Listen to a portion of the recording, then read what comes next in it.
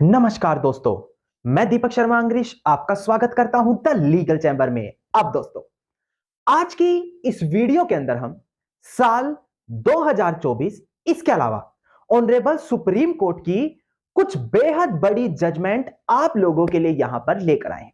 जी हां दोस्तों, अब अक्सर लोगों का जब कोई जमीनी वाद विवाद चल रहा होता है, कोई प्रॉपर्टी को लेकर केस चल रहा होता है, तो सबसे पहली सलाह मेरी यही रहती है कि आप अपनी संपत्ति पर इंजंक्शन का आदेश लें, जिसे आप सरल भाषा में कहते हैं कि संपत्ति पर स्टे ऑर्डर मिल गया है। अब इसे केस की शुरुआत में मांगना यूं अनिवार्य हो जाता है क्योंकि जैसे जैसे केस आगे बढ़ता है, बीच में फोर्सफुली संपत्ति पर कब्जा कर लेना, संपत्ति को धोखे से आगे बेच देना, संपत्ति के जाली दस्तावेज बनवा लेना, ऐसी कुछ समस्याएं अक्सर आमतौर पर देखने को मिल जाती हैं।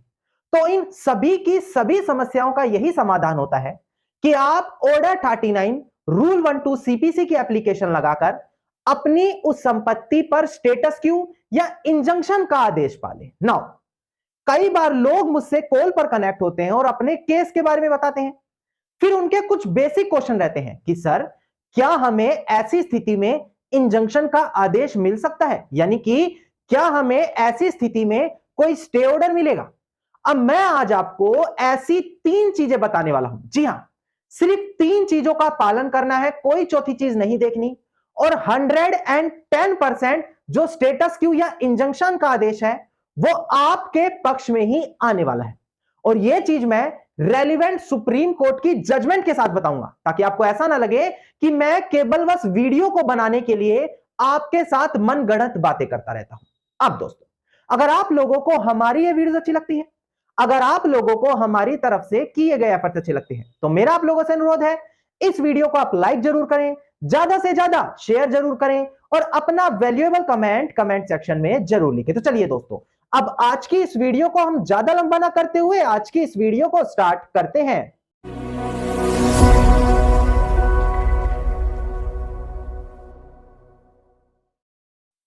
अब दोस्तों, सबसे पहले वीडियो की स्टार्टिंग में एक बेसिक जानकारी आप लोगों को होना बेहद अनिवार्य है। देखिए, जब कभी भी कोर्ट से स्टेटस क्यू, स्टे ऑर्डर या इंजंक्शन की मांग की जाती है, तो ये 2 प्रकार के होते हैं। एक होता है परमानेंट इंजंक्शन और एक होता है temporary injunction. Permanent injunction case के आखिर में फैसले के दौरान सुनाया जाता है, जहां पर जिस भी पार्टी के पक्ष में यह परमानेंट इंजंक्शन का आदेश दिया जाता है, तो वो जीवन भर के लिए उस संपत्ति पर रहने का आदेश पा लेता है। वहीं दूसरी ओर बात करें टेम्पररी इंजंक्शन की, जिससे संबंधित हमने आज की ये वीडियो बनाई है, तो ये टेम्पररी इंजंक्शन केस के शुरुआत में या केस के बीच में मांग की जाती है। अब टेम्पररी इंजंक्शन में या तो आपके फेवर में स्टेटस क्यू का आदेश दिया जाता है, यानी कि दोनों पार्टियों को आदेश दिया जाएगा कि संपत्ति पर यथास्थिति बनाए रखें, या फिर किसी एक पार्टी के पक्ष में इंजंक्शन का आदेश आ जाता है। नाउ, मैं आपको बता दूं, कोड ऑफ सिविल प्रोसीजर यानी कि सीपीसी के order number 39 rule 1 and rule 2, वैसे तो रूल 3, रूल 4, रूल 5 भी इसी बारे में बात करते हैं, पर बेसिकली रूल 1 एंड रूल 2 के तहत एप्लीकेशन लगाई जाती है जब आप कोर्ट से टेम्पररी इंजंक्शन की मांग कर रहे होते हैं। नाउ, क्यों जरूरी होता है टेम्पररी इंजंक्शन लेना? देखिए, जब कभी भी संपत्ति का कोई वाद विवाद है, चाहे मालिकाना हक को लेकर हो, चाहे कब्जे को लेकर हो, चाहे किराएदारों को लेकर हो, हर स्थिति में यह खतरा बना रहता है कि संपत्ति को धोखे से बेच तो नहीं दिया जाएगा, संपत्ति के धोखे से जबरदस्ती गलत कागज तो नहीं बनवा लिए जाएंगे, केस के बीच में कहीं म्यूटेशन तो नहीं करवा लिया जाएगा। इस प्रकार की जो अनेकों समस्या बनी रहती है, हर समस्या का केवल यही समाधान होता है कि आप उस संपत्ति पर टेम्पररी इंजंक्शन के आदेश ले लें, और वही आदेश ऑर्डर 39 रूल 1 2 की एप्लीकेशन के तहत मिल जाते हैं। नाउ, अब आप लोगों के मन में सवाल आएगा कि सर, आखिरकार कोर्ट हमें यह आदेश हमारे पक्ष में देगा क्यों? क्यों नहीं दूसरी पार्टी से लगाकर अपने पक्ष में ले ले? अब देखिए, प्रॉपर आर्ग्यूमेंट जो आपके वकील साहब करते हैं, प्रॉपर ड्राफ्टिंग विद केस के रेफरेंस और प्रॉपर सुप्रीम कोर्ट और हाई कोर्ट की जजमेंट, जब ये सारी चीजें आपके पास होती है, तो कोई भी आदेश कोर्ट से पाना बेहद आसान हो जाता है। तो मैं कुछ बड़ी जजमेंट यहां पर आप लोगों के लिए इसीलिए लेकर आता हूं ताकि आप लोगों के लिए आसानी हो इस प्रकार का आदेश अपने पक्ष में लेने के लिए। सबसे पहले डिस्प्ले पर ध्यान दीजिएगा, एक सबसे बड़ी जजमेंट इसी आदेश के बारे में मैं बात कर लेता हूं। ध्यान दीजिएगा दोस्तों, डिस्प्ले पर देखिएगा, Gujarat bottling corporation limited versus Coca Cola corporation, AIR 1995 SC 2372। यही वो ऑनरेबल सुप्रीम कोर्ट की जजमेंट है जहां पर बताया गया है कि अगर आप अपने पक्ष में टेम्पररी इंजंक्शन पाना चाहते हैं तो ये तीन चीजें एस्टेब्लिश करना बेहद अनिवार्य है। एक बार डिस्प्ले पर ध्यान दीजिएगा, जो सबसे पहली चीज आती है वो होती है प्राइमा फेसी केस, यानी कि जिस केस में आप अपने पक्ष में इंजंक्शन आदेश, स्टेटस क्यू आदेश पाना चाहते हैं, वहां पर कोर्ट को देखकर यह लगना जरूर चाहिए कि वो केस कहीं ना कहीं आपके पक्ष में फैसला सुना जाएगा। दूसरा आता है बैलेंस ऑफ कन्वीनियंस। यह होता है कि कोर्ट इसमें यह कंसीडर करे कि अगर आपके पक्ष में इंजंक्शन ऑर्डर दिया जाए या आपके पक्ष में इंजंक्शन ऑर्डर ना दिया जाए तो दोनों स्थिति में कौन सी सिचुएशन में ज्यादा नुकसान होगा। तीसरा आता है कि जो आपको नुकसान होगा वो इररिपेरेबल इंजरी होगी, यानी कि उस नुकसान की भरपाई पैसों की तुलना में या किसी दूसरी तुलना में की ही नहीं जा सकती। तो इसी वजह से वहां पर इंजंक्शन का आदेश देना बेहद ज्यादा अनिवार्य है।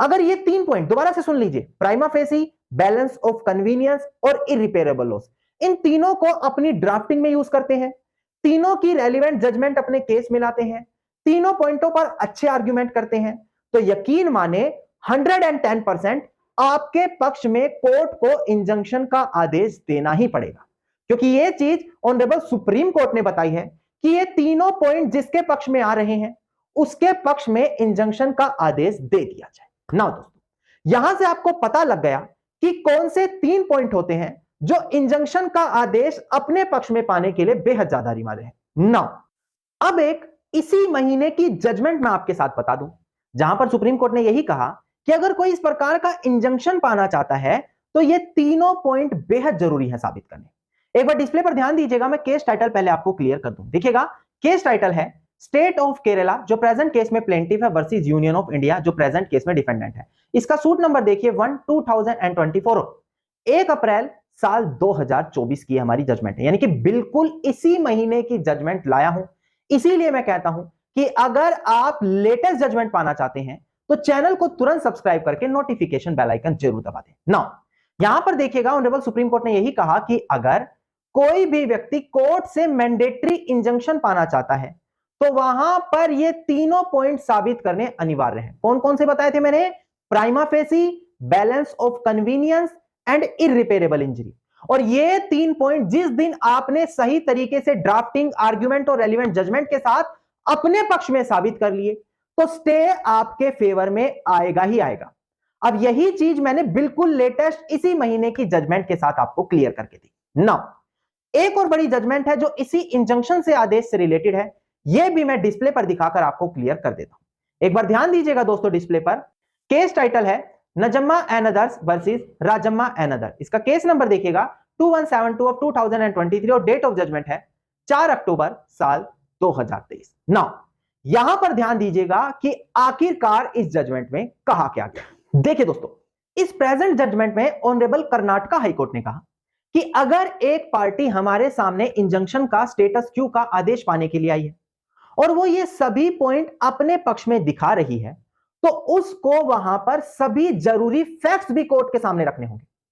अगर वो कुछ जरूरी फैक्ट्स कोर्ट से छिपाकर वहां पर कोर्ट के सामने नहीं ला रही तो इस प्रकार का आदेश उन्हें नहीं दिया जाएगा, और अगर आदेश उनके पक्ष में आ भी गया है तो वो डिसमिस हो जाएगा। यानी कि जो मटेरियल फैक्ट्स होते हैं अगर वो कोर्ट से छिपाए गए हैं तो ऐसी सिचुएशन में वहां पर उनके पक्ष में इंजंक्शन आदेश नहीं दिया जाने वाला। तो इसीलिए मैं बता रहा हूं कि ये तीन पॉइंटों पर फोकस रखें, ड्राफ्टिंग अच्छी करें और आर्ग्यूमेंट अच्छे करें। रेलिवेंट जजमेंट तो मैंने आपको दे भी दी, और अगर आप और रेलिवेंट जजमेंट चाहते हैं तो अपने वकील साहब से भी इसकी डिमांड जरूर करें।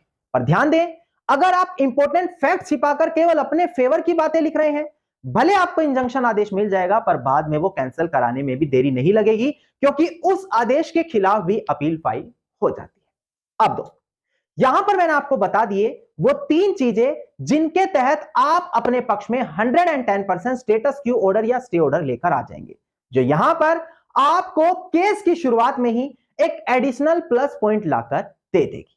अब दोस्तों, उम्मीद करता हूं वीडियो के अंदर मिली जानकारी आप सभी लोगों के लिए बेहद ज्यादा लाभदायक साबित होगी। अगर वीडियो के अंदर मिली जानकारी आप सभी लोगों को अच्छी लगी तो इस वीडियो को आप लाइक, शेयर और कमेंट जरूर कीजिएगा।